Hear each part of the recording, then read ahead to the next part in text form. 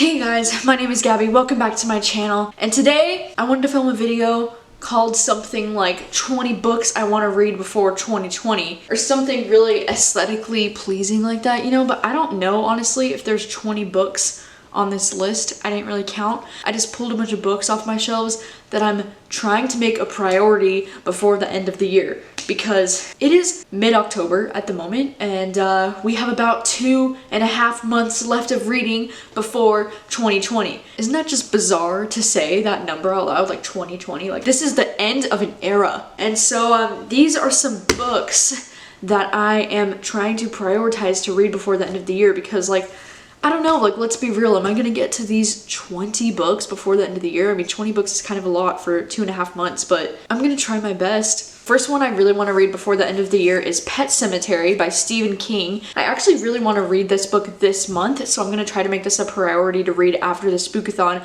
But I recently watched Zoe's vlog of like reading Stephen King after dark or whatever, and it inspired me so much. Like, I just went ahead and purchased this book, and now I really want to read it. I really want to read some of Stephen King's like classic old horror books, because the only ones I've read so far are The Shining and It out of his like old classic stuff. So this one is the next one on my list. I would also really like to get to The Long Walk by Stephen King really soon, because this one I've also heard is a lot of people's favorite from Stephen King, and I've never read it. So these two are going to be my next Stephen Kings that I'm hoping to get to very soon. Another book that's been getting so much hype that I haven't got to yet, that I'm hoping that I'll get to probably next month, is The Handmaid's Tale by Margaret Atwood. I've just been hearing a lot of hype about this book for years, and it never really like interested me that much before, but then last year I had to read Margaret Atwood as a required reading. I really enjoyed the Margaret Atwood book that I read, so it made me interested in picking up some more of her stuff, so I finally purchased The Handmaid's Tale. I think I'm gonna read it next month, and hopefully I'll love it, because then I also have the sequel for this book, so that if I love this one, hopefully I'll read the sequel and then also watch the TV show, because I've heard the TV show is great too. Another book that I really want to get to, that I'll probably be getting to first thing next month, is Get a Life, Chloe Brown by Talia Hibbert. This one is an ARC actually, and this one goes on sale November 19th. And this one is a new adult romance that sounds like it's so freaking cute and everything I need, and it's been getting a lot of really good reviews. So this one is probably one for sure that I'm going to be getting to like right away in November. I also really like to read Wayward Son by Rainbow Rowell, because this is a sequel to Carry On, and it's just, it's so cute.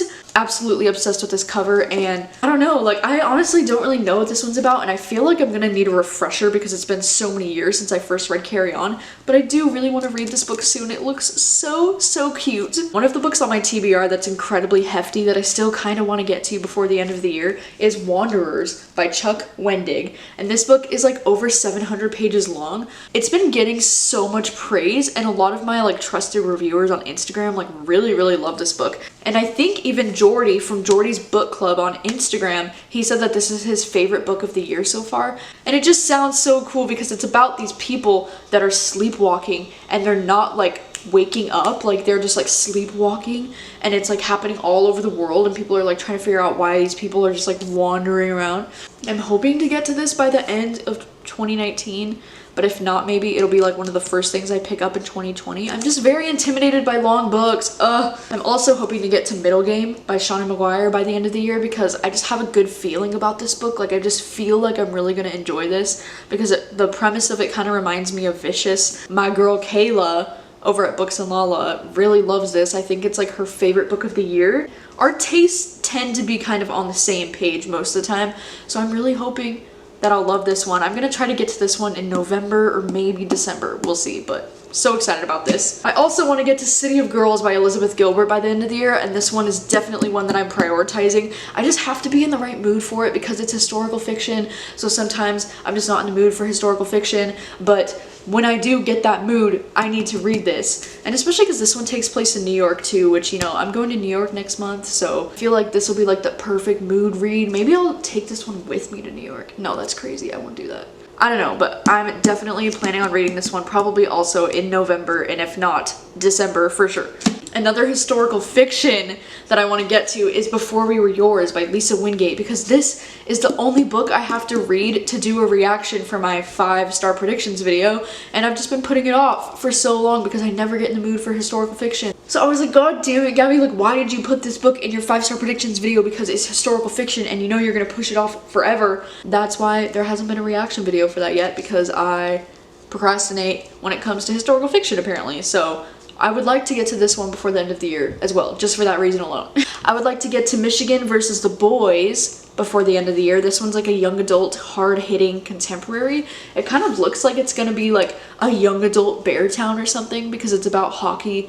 It says a determined girl takes on the culture of toxic masculinity. It's time to even the score. It just sounds really freaking great. And I know Kayla, again, over at Books and Lala, really loved this one, so it makes me want to read it even more. The Bromance Book Club by Lisa K. Adams is another romance that I'm really hoping to get to before the end of the year. This one goes on sale November 5th.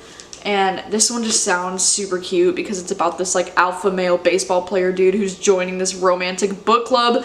It just sounds like everything I need. But this one's also kind of like a second chance romance, which is I think why I've been pushing it off, because second chance romances are just kind of like for me sometimes. Ooh, The Nobody People. This is one that I'm really hoping to get to because it's like about superheroes in our modern current day political climate, and it kind of imagines what it would be like if superheroes actually existed in today's world, and it just sounds really cool. But I've heard this one has some like pacing issues, and since this one is a bit longer too, it's like near 500 pages. It's like 460 pages or so. So I'm a little intimidated by this, but I would also really love to get to this one soon. Ooh, another one is The Gifted School by Bruce Halsinger. This is one that I keep trying to like get into, and I've just heard so many good things about it. This one also is kind of hefty. It's about like 450 pages. This one sounds so good, and I keep hearing people saying it's like Big Little Lies, which just makes me want to read it even more. Ooh, another one that I really want to read that should be arriving in the mail soon is I Hope You Get This Message. This book looks absolutely gorgeous. Like, I love this cover so much, and the premise of it kind of sounds like We Are the Ants or something. Really actually hoping that I can get to this one in November because it just sounds like something I'm really gonna enjoy. Like, this could have the potential to be like a new favorite of mine, so let's cross our fingers. Another one is Eleanor in Grey by Brittany C. Cherry. I really want to read this book actually because Jacqueline, my BFF, said that this book is like really great, and I do love Brittany C. Cherry. Like, I don't know how I just like skipped this release, I guess. I think I knew it was out, but then I just didn't end up like reading it ever, and I never got like hyped for it for some reason. But Jacqueline said it was really good. I trust Jacqueline's opinion, and Brittany C. Cherry is one of my favorite authors, so I definitely hope that I love this one as well. Oh my gosh, a graphic novel that I really want to read before the end of the year is Heartstopper by Alice Oseman. It looks so cute, and it's like a male-male romance, and everybody's like super hyped about this book, and I just haven't read it yet. And I just really want to read it, but like my library has like a million holds on it or something, so I'm like probably gonna have to end up buying it if I do decide to read it before the end of the year. But like, it's probably worth it, right? Like, if you've read it, it's probably worth it. Oh my gosh, I would also really like to read more Karen Slaughter because I've heard so many good things from people that love thrillers. I've heard really good things about Pretty Girls. I can't think of like literally The Good Daughter. That's one of them, right?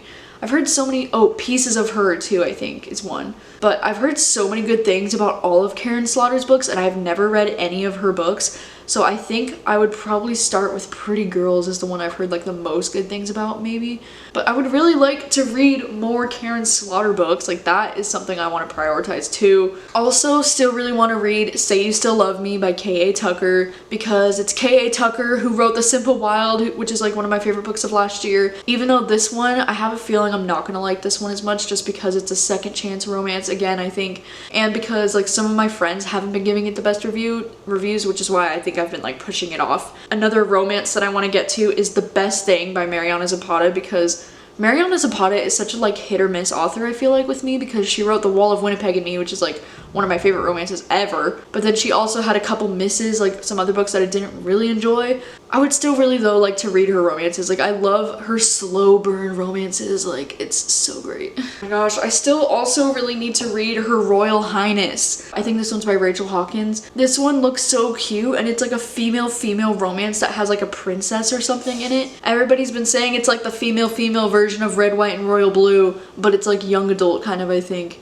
And I don't know, I just need to read this. Oh, okay, and then the last book that I just want to mention is that book, The Unrequited. And this is one that I discovered because of Chandler Ansley's channel, because she mentioned it in her like dark romance recommendations. And I think this is one that involves this girl, like the main character, who's kind of a stalker and kind of obsessed with her teacher, I think. And then it's kind of a romance, I think, between her and her teacher. I don't really know, but this is another one that I would really like to get to before the end of the year. Oh my gosh. Wow, that was a lot of books. I'm not sure if it was 20, but like I feel like it was close enough to 20 that I can still call this 20 books to read before 2020 because, again, the aesthetic. Alright, so please let me know what your thoughts are on any of these books, if you've read any of these books, or which books you'd be most curious to hear my thoughts on. I can't believe we're so quickly moving towards the end of the year. It's just like, gosh, time is going by so freaking fast. So yeah, please let me know your thoughts on any of these books, and let me know about what books you're planning on reading before the end of the year. Thank you guys so much for watching as always, and I will see you soon with a new video. Bye!